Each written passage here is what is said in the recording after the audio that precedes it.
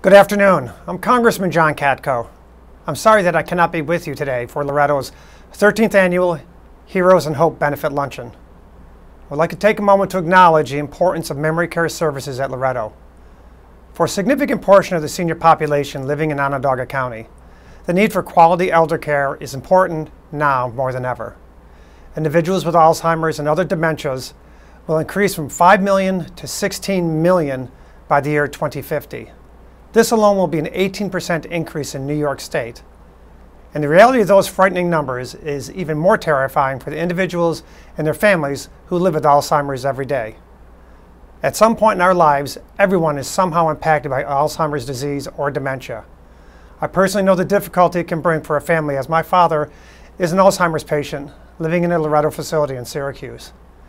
It can at times be very difficult to find hope. But in Central New York, we are truly lucky to have Loretto, which has made great strides in providing care for those with dementia, especially at low and middle income levels. Regardless of income level, though, Loretto provides care to those who seek it through their 19 programs across Central New York. I've had the true privilege of visiting Loretto's facilities and meeting with local advocates, families, and caregivers, both at home and in Washington, to learn more about what we can do on a local level to provide the best quality services and care to individuals living with Alzheimer's and dementia. Alzheimer's is a disease that cannot be cured or prevented at this time. That's why I've made it a priority in Congress to work on behalf of all Alzheimer's patients and their loved ones. I'm proud to have advocated amending Social Security and Medicare law to cover comprehensive Alzheimer's disease care planning services.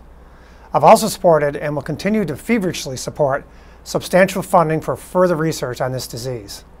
Finally, I would like to recognize this year's honoree, the great Dr. Sharon Brangman, and the Alzheimer's Association for continuing to advance research and funding to find a cure for Alzheimer's disease.